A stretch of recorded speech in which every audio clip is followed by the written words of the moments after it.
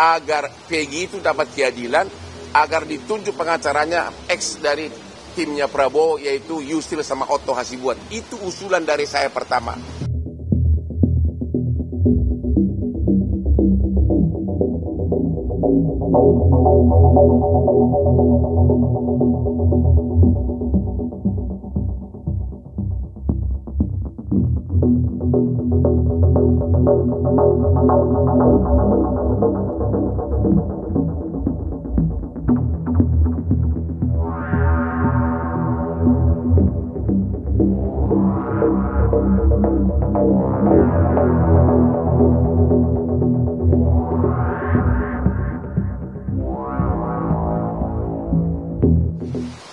Di dalam BAP tahun 2024, 5 terpidana menyatakan Peggy tidak terlibat.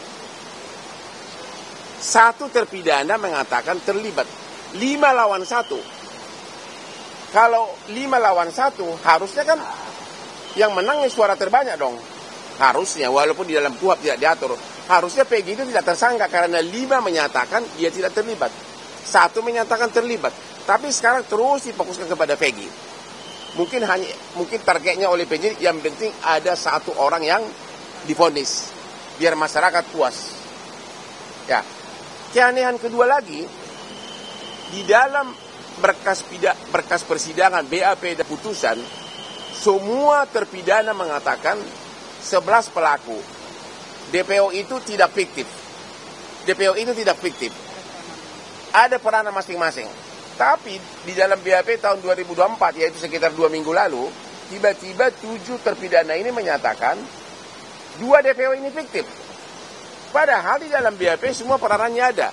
Bagaimana sampai itu yang membuka celana korban, memerkosa, memukul, ada semua peranannya. Ada apa ini?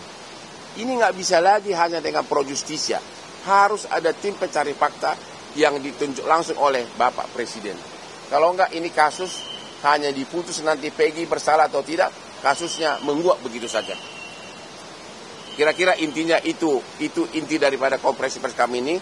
Karena sekali lagi, yang ketiga, ada yang medsos comber atau medsos ada kayak sakit jiwa yang mengatakan seolah-olah tim Hotman 991 itu sudah agak mulai melemah. Seolah-olah gara-gara ini terkait kasus narkoba, seolah-olah gara-gara Hotman dulu pengacaranya Teddy Minahasa, itu jelas-jelas orang-orang yang sakit jiwa itu mengatakan itu di TikTok. Karena apa?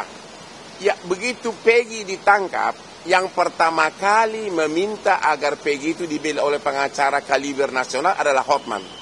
Saya yang mengusulkan agar Peggy itu dapat keadilan, agar ditunjuk pengacaranya ex dari timnya Prabowo, yaitu Yusril sama Otto Hasibuan. Itu usulan dari saya pertama. Kalau saya tidak mau kasus ini terbongkar, saya dalam mungkin, ngapain saya usuli pengacara top? Justru saya pengen kasus ini terbongkar habis. Cuma gara-gara ada mak lampir segala macam itu di TikTok. Ya, ada yang menerima uang segala macam lah katanya. Yang punya TikTok segala macam, gue udah kaya raya, gue nggak mungkin terima suguhan uang kecil, oke? Gue lebih kaya dari bupati yang kau maksud. Nggak mungkin saya terima uang, ya. Gue lebih kaya dari bupati-bupatinya, ya. Saya benar-benar, sekarang ini, udah 2 nih fakta bahwa kami benar-benar ingin kasus ini terbuka. Hotman lah yang pertama meminta agar Otto Hasibuan dan Yusril menjadi pengacara Peggy, agar berani di persidangan, agar kasus ini terungkap. Kalau memang saya membelok, saya nggak mungkin mengusulkan pengacara top. Yang kedua sekarang, saya yang mengatakan agar Pak Jokowi bentuk tim pencari fakta, bongkar sedalam-dalamnya. Kalau hanya formalitas pro justisia, ini hanya akan mengarah kepada Peggy, dan kasus ini apa yang terjadi akan tertutup selama-lamanya. Oke? Jadi sekali lagi saya somasi kepada orang yang TikTok dan segala macam, agar TikTok murahannya ditutup, ya. Udah mukanya aneh-aneh lagi, kayak hantu lagi. Netizen harus pintar, Pak. Ya. Kira-kira inti daripada ini, jadi sekali lagi, kasus ini tidak akan terbongkar apa kejadian sebenarnya hanya dengan mengadili Peggy. Walaupun Peggy dinyatakan bersalah. Itu intinya. Ada pertanyaan, silakan.